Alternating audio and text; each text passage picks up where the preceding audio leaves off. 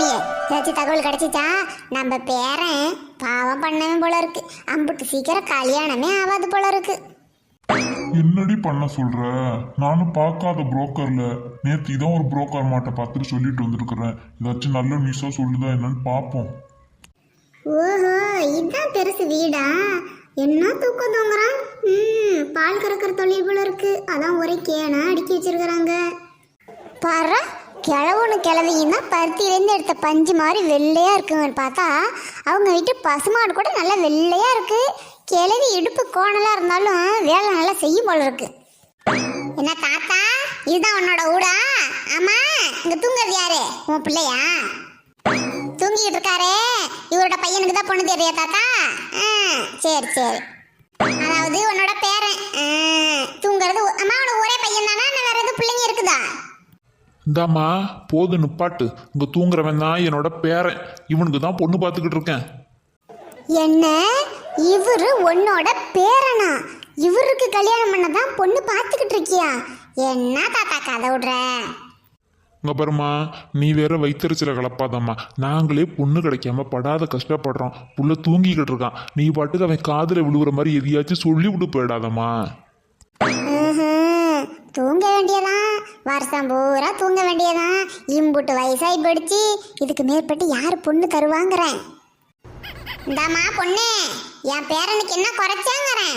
30-35 வயசு ஆனாலும் அங்க பாரு, தலையில எம்புட்டு முடிய பத்தியா, என் பேரன் கலரை பத்தியா.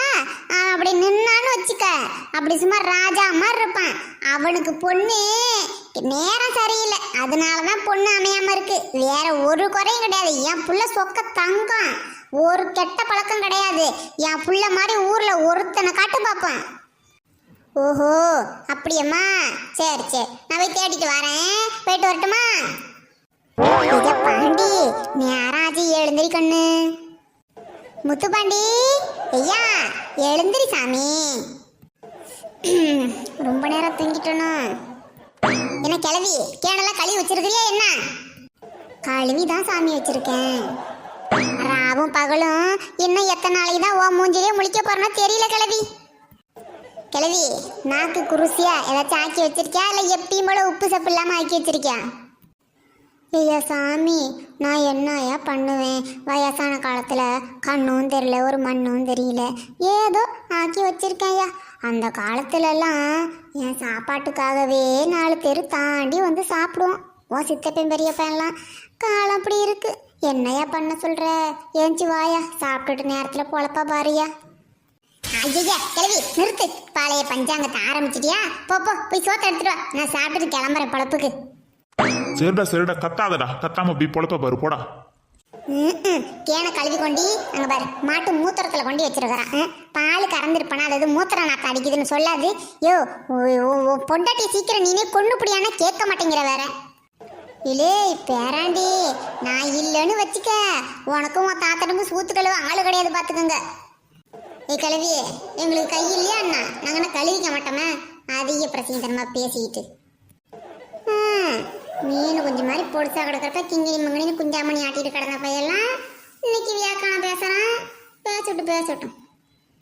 இங்க பாரு பஞ்சி, நம்ம தெக்கி திரு ராசு இருக்கான, அவன் பேத்தி படிச்சு முடிச்சுட்டு வீட்டில் இருக்குதான். புள்ள கட்டி கொடுக்குறதா இருக்கும்னு நினைக்கிறேன். போய் ஜாதகத்தை வாங்கிட்டு வாரேன். நம்ம புள்ள போட்டாவையும் ஜாதகத்தையும் கொடுத்துட்டு வந்துடுறேன். வரட்டு மடி அவன்கிட்ட சொல்லாத, வைக்க மாட்டான். அமுதாமாவ தானே, போயிட்டு வா, போய் பார்த்துட்டு வா. என்ன ராசாமணி அக்கா? ஆமா, பெருசு என்ன பண்ணுது ரோசா கண்ணி? ஆளே பார்க்க முடியலப்பெல்லாம். நெட்டவள்ளி, அவ கண்டென்ட் கனகா வீட்டுக்கு போயிருக்கா. கண்டென்ட் கனகா வீட்டுக்கா? அதனால தான் நீ ஒத்தையாவே இருக்கிறியாக்கா? சரி. ஆமாம், இப்போ பாப்பாவுக்கு தேவலாமா? ஆஸ்பத்திரி மறுபடியும் செக்கப்புக்கு கூப்பிட்டு போனீங்களா? என்ன சொன்னாங்க?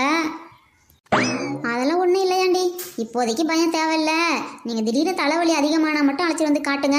மித்தபடி மந்த்லி செக்கப்புக்கு கூட்டுவாங்கன்னு சொல்லியிருக்காருடி டாக்டர். என்னமோ தலைக்கு வந்தது தலைப்பாகையோடு போயிடுச்சுன்னு சந்தோஷப்பட்டுக்க வேண்டியதான். பிள்ளைக்கு ஆப்ரேஷன் பண்ணணும், 10 லட்சம் 15 லட்சம்னு பயமுறுத்தி விட்டாங்கல்ல. எந்த சாமி புண்ணியமோ பிள்ளைக்கு ஆப்ரேஷன் பண்ணாமல் விலக்கி விட்டுடுச்சு. ராசாமணி அக்கா, எனக்கு ஒரு டவுட்டு. உங்கள் சொந்தத்தில் ஏதாச்சும் பொண்ணு இருக்குமா? சே, இது என்னடி கேள்வி? பொண்ணு இருக்குமான், ஊர் உலகமே பொண்ணு தான் இருக்கு, சொந்தத்துலேயும் பொண்ணு தான் இருக்கு. உனக்கு என்னத்துக்கு? ஒழுங்கா கேளு கேட்கறத.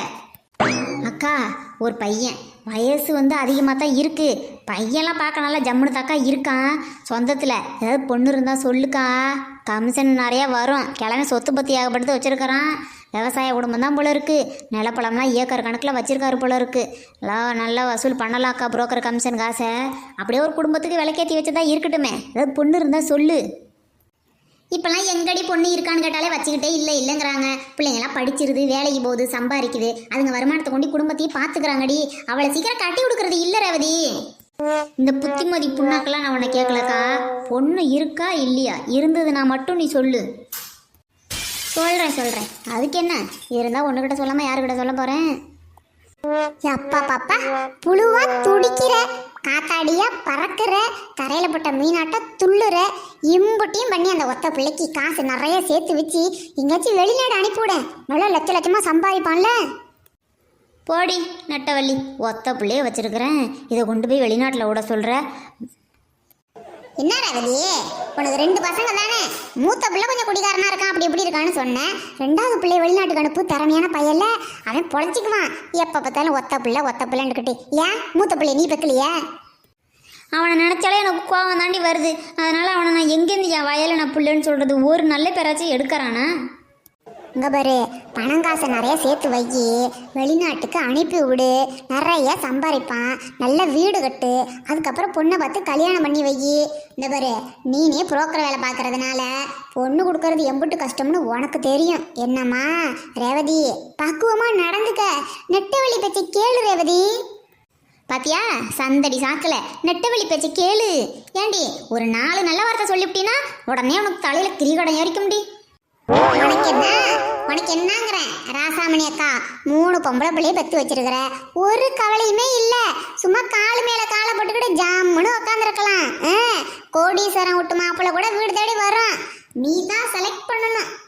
இந்த பையனுக்கு கொடுக்கலாமா, இல்லை இதை விட வசதியான பையனுக்கு கொடுக்கலாமா அப்படின்னு நீ தான் முடிவெடுக்கிற இடத்துல உட்காந்துருக்கிற. அதான் உனக்கு அதோட அருமை என்னன்னு தெரியல. அவள் ஆம்பளை பிள்ளைய பெற்றவல்ல, அவள் பக்குன்னு பதறிக்கிட்டு தானே கிடக்கணும்.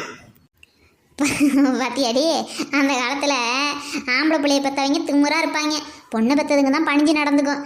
இப்போ காலம் அப்படியே மாறி போயிடுச்சு. மாறி போச்சா? நான் எப்பேற்பட்ட சம்பவம் ஒன்று கேள்விப்பட்டேன் தெரியுமா? என்னாடி, என்ன அப்படி என்ன சம்பவம்? நீ உருப்படாததில் சொல்லிவிட்டு சம்பவம்னு சொல்லுவேன். ஐயோ ராசாமணி அக்கா, இந்த பாரு, நல்லா ஜாமன்னு செலவு பண்ணி கல்யாணம் பண்ணி பொண்ணை கூட்டு போயிருக்காங்க. போன அன்னைக்கே மாப்பிள்ளை வீட்டுல 6 பவுன் செயினை காணாமா. பொண்ணை கூட்டு போங்கன்னு சொல்லிவிட்டான் அந்த ஆளு. வந்துச்சு பாரு பொண்ணோட அம்மாவுக்கு கோபம். பின்ன வராதா என்ன? ஆம்பளை பிள்ளை பெற்று விட்டோங்கிற திமுறையில் பேசியிருப்பான். அழைச்சிக்கிட்டு போங்கன்னு 6 பவுன் செயினை கூட்டுறான், அழைச்சிட்டு போறேன்னு கேட்க வேண்டியதானே அவன்? அப்படியே தான் கேட்டிருக்கு. 6 பவுன் செயினை கூட அழைச்சிக்கிட்டு போய்கிட்டே இருக்கேன் அப்படின்னு சொல்லி பிடிச்சான். அதுவே அந்த காலத்தில் உள்ளவங்கன்னா கையில் கல்ல விழுந்து கதறி, ஐயா என் பிள்ளை வாழ்க்கையை கட்டுப்படுங்க, பாவங்க ஏற்றுக்குங்க, அது இதுன்னு பேசுங்க. இப்பெல்லாம் போல்டாக அடிக்குதுங்கக்கா.